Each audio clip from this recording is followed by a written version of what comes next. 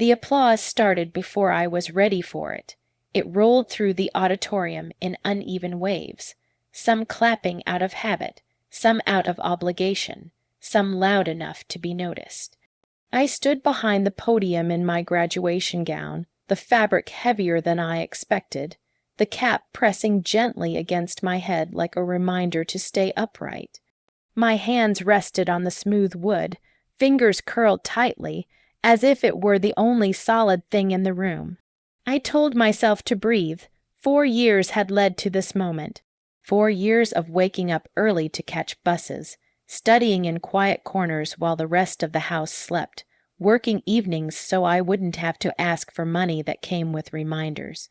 I had learned to move softly in my own family, to celebrate achievements quietly, to be grateful without being proud.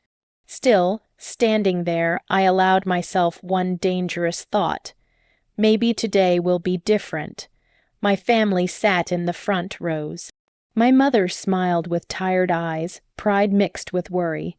My father sat straight, hands folded, his expression polite, measured, and my uncle sat beside them, relaxed and confident, legs crossed like he belonged on the stage more than I did. My uncle had always been like that, the loudest voice without ever raising it, the kind of man people leaned toward when he spoke. Growing up, I learned quickly that his opinions carried weight, and mine were something to be shaped around them. When the dean announced that a family member could offer a brief toast, I didn't expect anyone to stand. Public praise was rare in our family. Still, when my uncle rose from his seat, lifting his glass with a practiced smile, something warm fluttered in my chest. I looked at him, hopeful in a way I hadn't allowed myself to be in years. "We're here to celebrate someone else's success," he said. The words landed oddly, not sharp, but wrong, like a sentence that didn't belong in the room. A few people chuckled, thinking it was a joke. Others stopped clapping mid-motion. I felt the sound drain away, as if someone had slowly turned down the volume of the world. Silence followed, thick, expectant, every face turned toward me. I could feel it, the weight of their attention, not warm or supportive, but curious. Waiting, as if this was part of the ceremony, and I was supposed to know my cue. My uncle continued speaking, his tone smooth, almost affectionate. He talked about sacrifice, about family effort, about how some achievements were made possible by others stepping aside.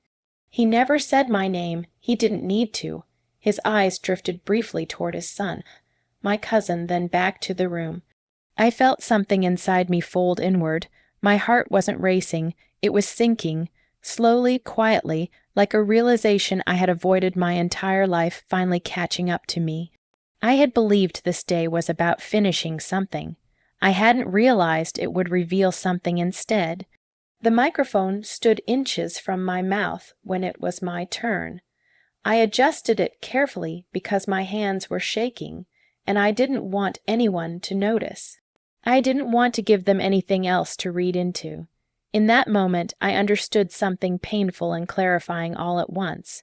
This wasn't about my graduation. It never had been. It was about control, about narratives, about reminding me, gently, publicly, where I stood. I smiled, the kind of smile you learn when disappointment becomes familiar. I thanked my professors. I thanked my parents. I thanked my uncle, too, for his support. The word soft and empty as it left my mouth. The audience relaxed. Applause returned, louder than before, relieved that nothing uncomfortable had happened. Everyone else moved on, but something in me stayed behind on that stage. As I walked back to my seat, gown brushing against my legs, I felt strangely calm. Not numb, aware, like a door had closed quietly inside me, and I didn't feel the need to open it again. That was the moment I stopped waiting to be seen, and I didn't know it yet, but that silence would change everything. After the ceremony ended, the room filled again, with noise, movement, relief. People stood, hugged, laughed, posed for photos as if nothing unusual had happened. The silence from earlier dissolved into chatter, but it lingered inside me, heavy and unmoving. My uncle became the center of a small crowd almost immediately. I watched from a distance as relatives leaned toward him, nodding, smiling, reacting to his retelling of the moment. He laughed easily, confident, as if he had done something generous rather than precise, not cruel controlled. No one came to ask me how I felt. My mother kissed my cheek and told me she was proud, her voice gentle but rushed. My father adjusted his jacket and said I'd done well, the way someone comments on good weather. Then they were pulled away into conversations that felt more important than my expression. I stood there in my gown, diploma pressed against my chest, and realized how invisible celebration can be when it doesn't fit the family story. That night, back in my room, I laid the gown across my bed and stared at it for a long time. The fabric looked different now. Less like an ending, more like evidence. I replayed my uncle's words again and again, searching for anger in them. I couldn't find any. What I found instead was something colder, certainty. He had spoken like someone who believed the room belonged to him, like someone who had been shaping the narrative long before I ever stepped onto that stage. That's when memories began surfacing, not loudly, but insistently. I remembered bringing home my first academic award in high school, the envelope already bent from my nervous grip. My uncle had smiled and said, "That's nice, but remember, grades aren't everything." I remembered how family dinners always drifted toward my cousin's ambitions, his plans, his future, spoken about as if it were guaranteed. I remembered how my achievements were often followed by reminders of humility. Don't get ahead of yourself. Stay grounded, be grateful. At the time, I thought it was care. Now I saw it was containment. I sat on the edge of my bed and let myself cry, not dramatically, not loudly, just enough to release the pressure I'd been carrying for years without realizing it had a name. The tears weren't for the ceremony. They were for the younger version of me who kept shrinking her joy so others wouldn't feel uncomfortable. In the days that followed, messages trickled in, congratulations from distant relatives, photos tagged online, comments about how proud everyone was. My uncle sent a short text, "You handled yourself well, family comes first." I stared at the message for a long time. Handled yourself well, as if my dignity had been a performance. As if silence had been expected and rewarded. That was the moment something shifted, not outwardly. Inwardly, I stopped explaining myself. When relatives asked about my plans, I answered simply. When advice was offered without invitation, I listened without absorbing it. I noticed how often my uncle framed conversations around what benefited the family, and how rarely he asked what I wanted. And I began to see the pattern clearly. My success was acceptable only when it stayed quiet, when it didn't disrupt the balance he had built. The pain of that realization surprised me, not because it hurt, but because it freed me. I had spent years trying to earn validation from people who benefited from my modesty. Understanding that didn't make me angry, it made me careful. One evening, my uncle called. He spoke warmly, asking about job applications, mentioning how my connections might be useful for my cousin. I listened, said I'd think about it, and ended the call without promising anything. Afterward, I sat in silence and felt something unfamiliar settle in my chest. Peace, not because things were resolved, but because I had stopped reaching for approval that was never meant to be given. That smile he wore on my graduation day had broken something in me, yes, but it also revealed something essential. I didn't need to be louder. I didn't need to confront him. I didn't need to prove anything. I just needed to step back and watch the truth speak for itself. And for the first time, I trusted myself enough to listen. Silence didn't arrive all at once. It crept in slowly, disguised as distance, as shorter replies, as a growing pause between what I felt and what I shared. At first, it scared me.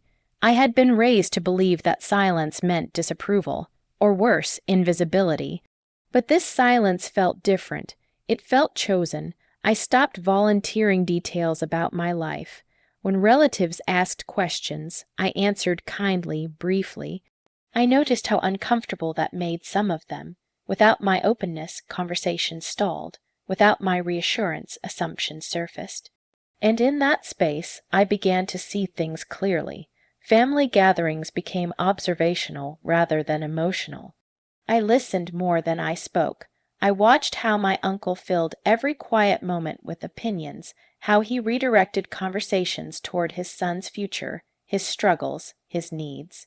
I watched how easily praise flowed upward, and how rarely it flowed sideways. No one asked me about my job interviews. No one noticed when I excused myself early. And strangely, that absence didn't hurt the way it once would have. It confirmed what I had already understood. I wasn't withdrawing to punish anyone. I was withdrawing to protect myself. There was a moment, small but sharp, that sealed it. My uncle called again, his voice familiar and smooth. He spoke about a recommendation letter my cousin needed. He spoke about family loyalty, about how we all lift each other. He didn't ask how I was doing. He didn't ask if I had the time or energy. He assumed. I listened quietly, heart steady. When he finished, I said, "I'm focusing on my own commitments right now." There was a pause. A long one. He laughed lightly, as if I had made a joke. "Of course," he said. "We'll talk later." But later never came. That silence, his silence, told me more than any argument ever could. I realized then that my value in his eyes had always been conditional. Useful when accessible, forgettable when autonomous. The truth didn't arrive with anger. It arrived with clarity. Over time, the family narrative began to shift, not because I challenged it, but because I was no longer reinforcing it. Without my presence, gatherings felt different. Tensions surfaced. Old frustrations, once masked by my compliance, became visible. My cousins struggled openly. My uncle grew impatient. The family needed someone to absorb disappointment, and I was no longer volunteering. I spent that year building a life quietly. I accepted a position I didn't announce online. I moved into a small apartment without asking for approval. I learned to enjoy my own company, morning coffee in silence, evenings filled with books instead of explanations. The calm surprised me. I had expected loneliness. What I found was relief. Occasionally, guilt tried to return. Old habits don't disappear easily. I wondered if I was being selfish, if I should explain myself, if silence was unfair. But every time I considered breaking it, I remembered how easily my feelings had been dismissed when I spoke. Silence, I learned, wasn't the absence of communication. It was a boundary, and boundaries don't need to be defended when they're respected. Months later, at a small family gathering, I noticed something subtle. Conversations no longer revolved around me at all, not even indirectly. No comparisons, no expectations. I had stepped out of the role they assigned me, and without resistance, the structure adjusted. That was the quiet justice I hadn't known to hope for. I wasn't misunderstood anymore. I wasn't minimized. I was simply separate, and in that separation, I felt strong. I had learned that not every truth needs to be spoken aloud. Some truths settle into the room on their own, undeniable and steady. Silence had taught me patience. Distance had taught me self-respect. And letting go had taught me where I truly belonged. I wasn't waiting to be seen anymore. I was already standing, calm, whole, and finally at peace with myself. Time did what I couldn't have done with words. It softened some things. It exposed others.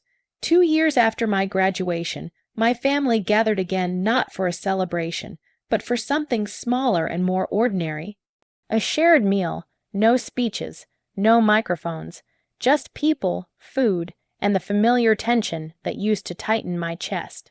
This time it didn't. I arrived on my own, calm and unhurried. I noticed how different the room felt when I entered, not because anyone announced me, but because no one did. There was no expectation placed on my shoulders, no role to fill. I was simply there. My uncle sat across the table. He looked older, quieter. When our eyes met, he nodded. I returned the gesture. Nothing more was needed. For the first time, I saw him clearly, not as an authority, not as a shadow over my achievements, but as a man who had built his identity on being needed. And now he needed me less. That was his reckoning, not mine. Dinner moved slowly. Conversations drifted without circling back to me. No one asked for favors. No one offered advice disguised as concern. My cousin was there too, still searching, still unsure. I felt no resentment toward him, only distance, compassion even, but not responsibility. At one point, my uncle spoke about how times had changed, how young people were more independent now. His words weren't an apology. They weren't meant to be. They were an observation, carefully neutral. I understood then that closure doesn't always come in the form we imagine. Sometimes it comes as acceptance. Later that evening, my mother pulled me aside. She held my hands longer than necessary and said quietly, "You seemed lighter." I smiled. I didn't explain further. I didn't need to. Some growth is only visible when it's lived, not narrated. As I drove home that night, the city lights blurred gently through my windshield. I thought about the girl I had been, the one who believed love had to be earned through compliance, the one who mistook silence for safety and approval for belonging. I felt tenderness for her. She had done the best she could with what she knew. What she didn't know then was that self-respect changes the room even when you say nothing. That stepping away is sometimes the most powerful statement. That peace isn't loud, it's consistent. In the months that followed, life continued in quiet ways. I advanced in my career. I built friendships rooted in mutual respect. I learned to celebrate myself without shrinking. Family contact became occasional, balanced. When I gave, it was because I chose to, not because I was expected to. And when I declined, it was met with acceptance, not resistance. That was the real outcome, not triumph, not vindication, but equilibrium. I was no longer carrying emotional weight that wasn't mine. I was no longer shaping myself to fit narratives that required my smallness. On my graduation day, I thought I was losing something. In truth, I was being released. The lesson took time to settle, but when it did, it stayed. You don't owe access to people who only value you when you're useful. You don't need to argue for your worth, and dignity doesn't demand attention. It commands peace. I learned where I belong. Not in rooms where my success is minimized, not in stories where my voice is an inconvenience, but in spaces, internal and external, where respect is quiet, steady, and mutual. And that, I realized, is what emotional justice truly looks like.